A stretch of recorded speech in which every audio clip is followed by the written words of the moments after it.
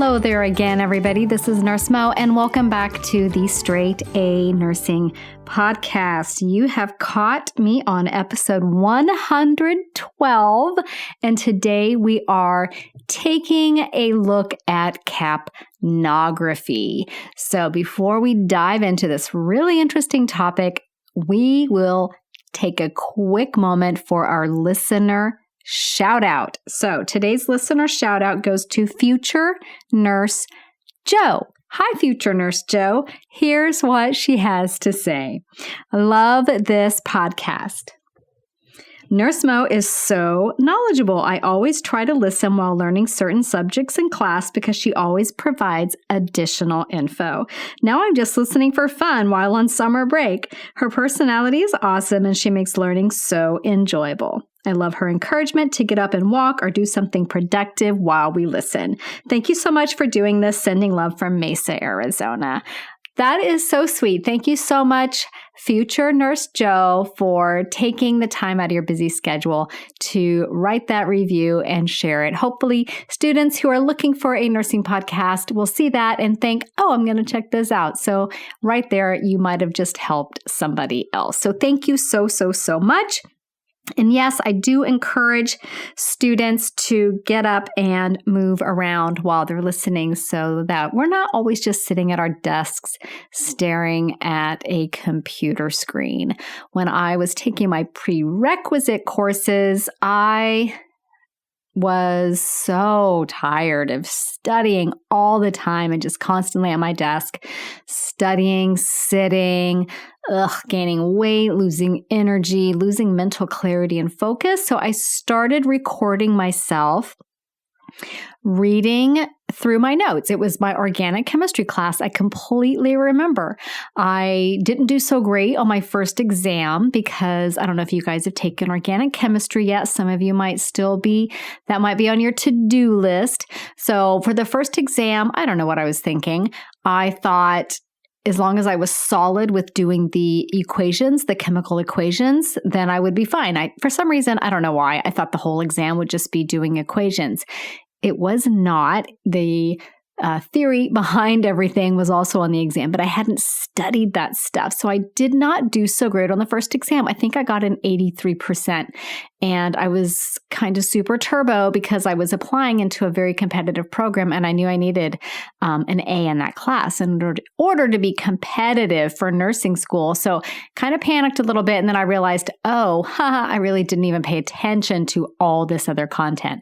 So I started recording my notes from class and doing like Q&A on a recording and then going for walks at the park and maybe even running a little bit. I think I was running back then as well.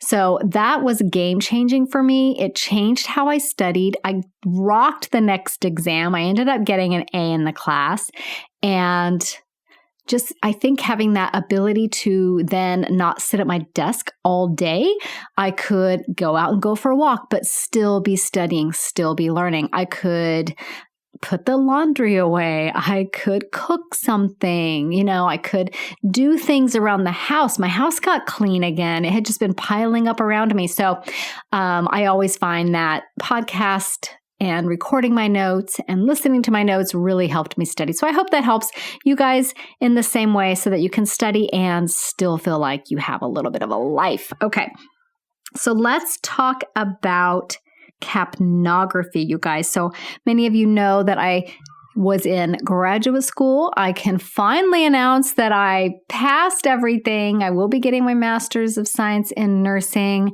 and that is behind me. Woohoo! So one of the things that I had to do was write what's called a comprehensive exam, which it's like writing a thesis, except nobody helps you with it.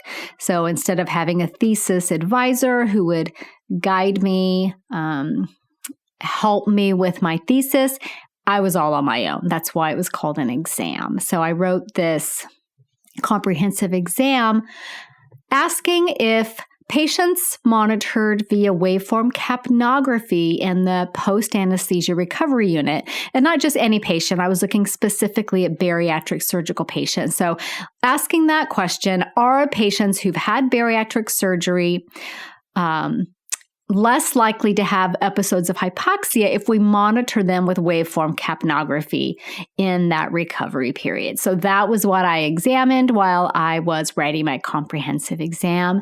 And I learned a lot about capnography. And I'm going to share some of that with you guys here today because I think it's a really cool tool that I really think is underutilized. So you will see it in the ICU with your intubated patients and maybe a few other types of patients, but you might not see it anywhere else. But if you do, I want you to understand what it is and why we're using it. Before we dive into talking about capnography, I do want to do a quick concept review about oxygenation and ventilation.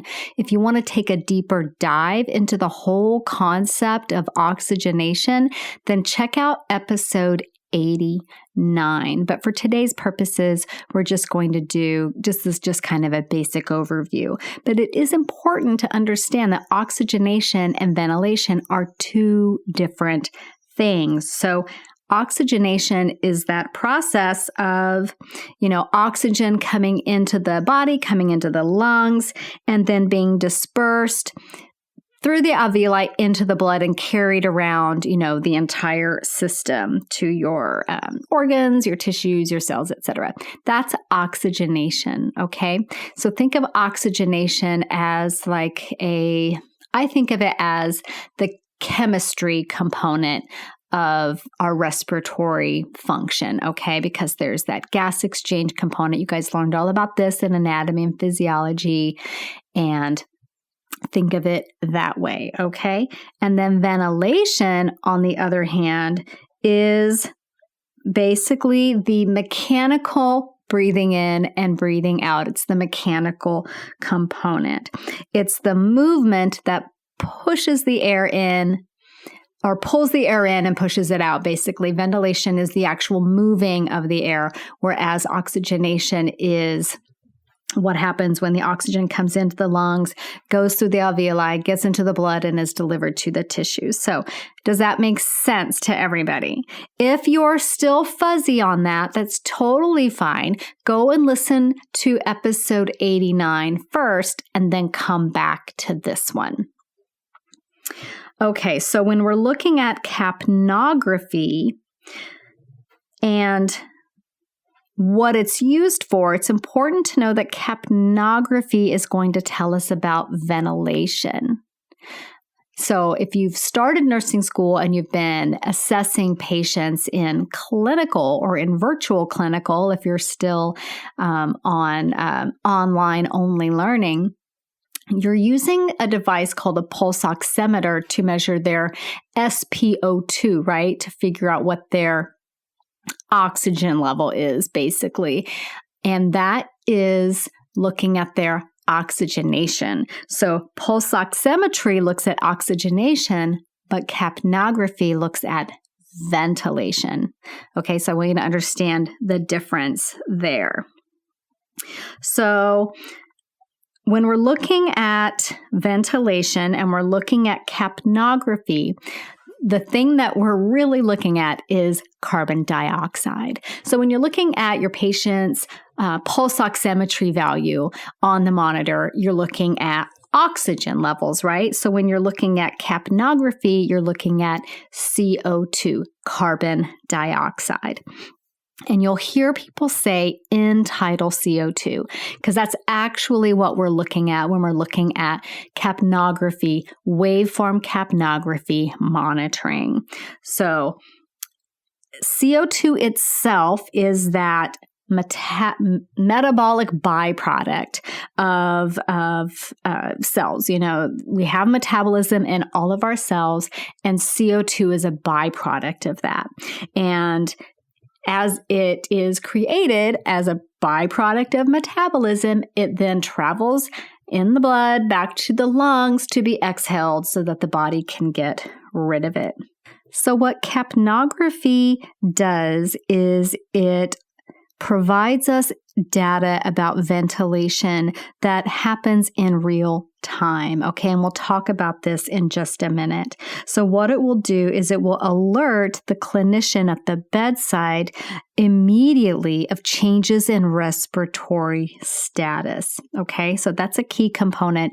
It alerts the clinician immediately. It's real-time data measurement.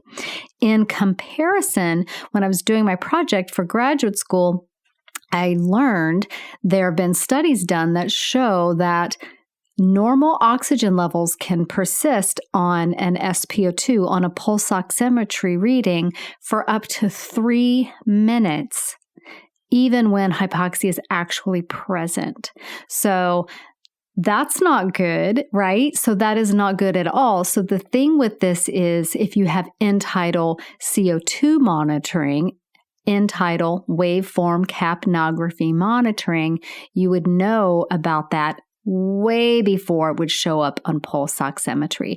And that's why it was so valuable to be used in a lot of situations, like in the recovery room where patients are not breathing effectively yet. We have to monitor their respiratory status very, very carefully.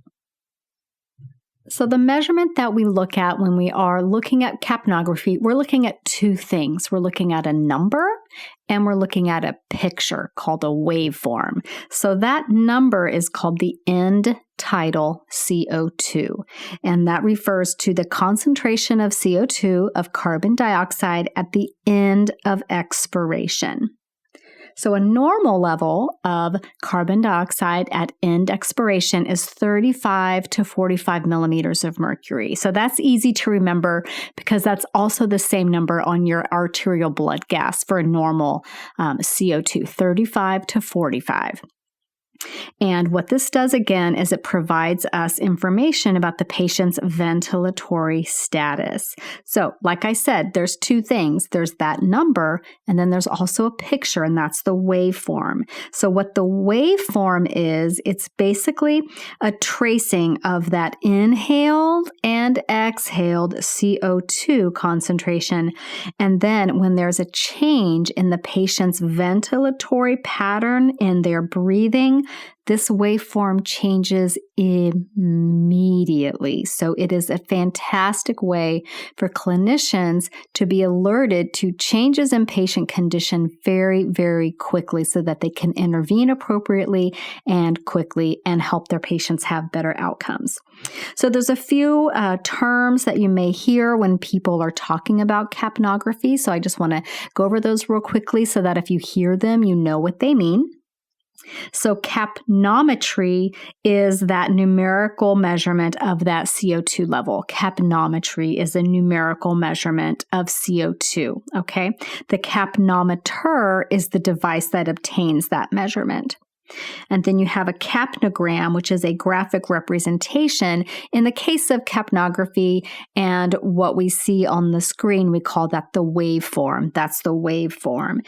And then that is obtained via the capnograph. And this whole thing is referred to as capnography or waveform capnography or end-tidal waveform capnography. You may hear all of those terms used. So who do we use it for? When would you see it used in the clinical setting? So you'll see it used on all intubated patients. It's, a part of the component of the intratracheal tube, ET tubing system. So it's not super obvious, but it's there.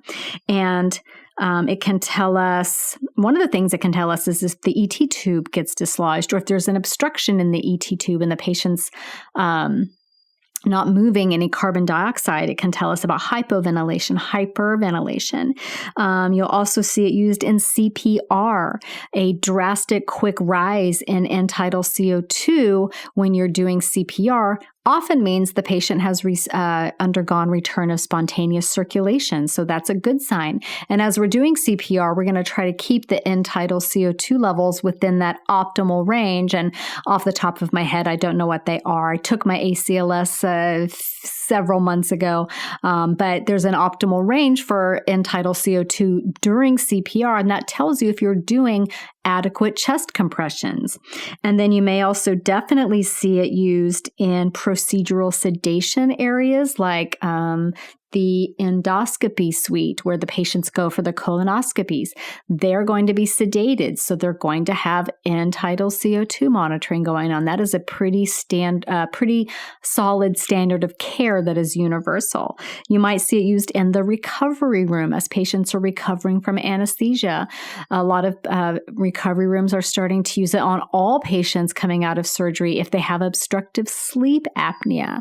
You might see it also used on patients who have a PCA, which is the patient-controlled analgesia, like that pain pump. They've got their pain medicine and they push the button and they get a little dose of medicine. A lot of patients could be at risk for oversedation with that. So using end-tidal CO2 monitoring with them can tell us if they stop breathing or they start breathing so shallowly or so slowly that they are going to get into trouble. End-tidal CO2 monitoring can tell us right away if the patient's not breathing or ventilating adequately. If there's an airway obstruction, we'll know about it immediately. So it's really useful. It can also, there's some other more advanced things that it can be used for with hemodynamics. I haven't dove down that part of the rabbit hole yet. I just basically was looking at it for graduate school in the context of using it in the recovery room for monitoring ventilatory status. So I learned a lot. I thought it was really interesting. So let's talk a little bit about some of the changes that you might see in the numerical value or the waveform and what they could mean is going on with your patient. So again, that normal range is 35 to 45 millimeters of mercury. And when there's alterations in that number, alterations in that waveform, you're going to be alerted right away that your patient has had a change in their ventilatory status, and you're hopefully going to be able to get in there and intervene quickly. So a decrease in the end-tidal CO2 numerical number with a partial loss of your waveform, like maybe it's not as pronounced as it was, that could be a partial airway obstruction. Maybe their airway's collapsing, maybe they have decreased, a lot of anesthetic agents will cause decreased tone of the airway area, so it can get a little floppy and can collapse a little bit. Maybe they have secretions. Maybe there's secretions in the ET tube that are partially obscuring that ET tube. So that could be a reason why you would have a change there. So if your patient has a partial airway obstruction, like because of their airway collapse, and let's say they're not intubated, obviously, then in the recovery room, what I would do would be positioning things would be first. So doing that jaw thrust or that chin lift maneuver for that patient often is all they need to get their airway open again. Maybe they need an oropharyngeal airway placed. Maybe they need to be woken up, we'll stimulate them, get them to wake up. And then if the patient is intubated, let's say, and they have a bunch of secretions and gunk in their ET tube, we'll suction and clear out that ET tube. So we're intervening and we're doing something about it. As I've said 100 times before, nurses see problems and they fix them. And nurses anticipate problems and they do things to try to avoid them. So that's your job in a nutshell as a nurse. Okay, if your end-tidal CO2 gradually drops, the patient could be hyperventilating. So they're blowing off their CO2 so they don't have as much CO2. So they are hyperventilating, and that would be a respiratory acidosis or a respiratory alkalosis. Okay, good. If you said alkalosis, good job. If you have been not introduced to ABGs yet, don't worry, you will get to that. And you'll have so much fun with it. ABGs are super fun. Okay, what if there is a sudden drop and you get to a very low number on your end-tidal CO2 and you have no waveform? So that would probably be like some kind of an apnea episode. Is the patient even breathing? Maybe not. So go check on them, okay? And then let's say the end-tidal goes up. It goes above 45 millimeters of mercury. So this patient could be having air trapping. Maybe they have bronchospasm. Maybe they have asthma. Maybe they have a pronounced COPD. This waveform will take on what's called a shark fin appearance and That's really the best way to describe it. If you Google like a search for shark fin waveform, you'll see what I mean, and you'll be like, oh yeah, that looks just like a shark fin. So it's pretty easy to recognize, and definitely you would want to, alert the MD about that, because, we can do things for bronchospasm, we can do things for asthma and whatnot. And then a gradual increase in end-tidal CO2. The patient could be hypoventilating due to maybe they're overly sedated. Maybe they've got their pain pump and they've been joyfully pushing their little button, or the family member has been pushing the button, which they're not supposed to do. And now the patient's received too much pain medicine, they're over sedated, they're hypoventilating, and now they're carbon dioxide's creeping up. They're getting hypercapnic. Okay, so in addition to that, we talked about CPR, and let's see. Yeah, I think it's around 20 to 30 millimeters of mercury. If you're doing CPR, that's kind of your goal. Don't quote me on that. Obviously, defer to the American Heart Association for that. But that seems to be in my head as what I remember from my ACLS class I took not long ago. Just know that you're doing good CPR, you're aiming for a certain number, and then if it suddenly goes up and you're now at 45, you're now at 40, the patient's probably got, circulation happening. So that's all pretty much, a sign that you've been doing good CPR. So if you're interested at all in capnography and you're going through your critical care rotation, seek out an intubated patient and look at the screen and try to find which one of the numbers you think might be the end-tidal CO2. And you'll be able to see the waveform, and you can talk to the nurse and you can talk to the respiratory therapist and ask questions about that. And then if maybe you're doing a rotation in the recovery room, maybe you're doing a rotation on a surgical floor where patients are using PCAs in it, maybe you're working at a awesome hospital that is using end-tidal CO2 on the floors for their PCA patients. I would say that is amazing. I think that's what the data is showing, that those are the best outcomes for patients. So you can learn a lot about it there as well. So I hope that helps you guys understand a really cool tool. Oh, I should also kind of tell you what it looks like, before I go. So if you see it on a patient, you know what it is. That's a good idea. So if you don't know what a nasal cannula is, you've probably seen it in a movie or a TV show because it's pretty common. It's just going to be that tubing that comes right under the patient's nose and has those two little prongs that go into the nostrils. So the end-tidal CO2 monitoring devices, the MicroStream, I think Medline is the manufacturer. They make these. And so it looks just like that, you guys, but then it has a little pouch, kind of a oval shaped little pouch that is positioned right under the nostrils.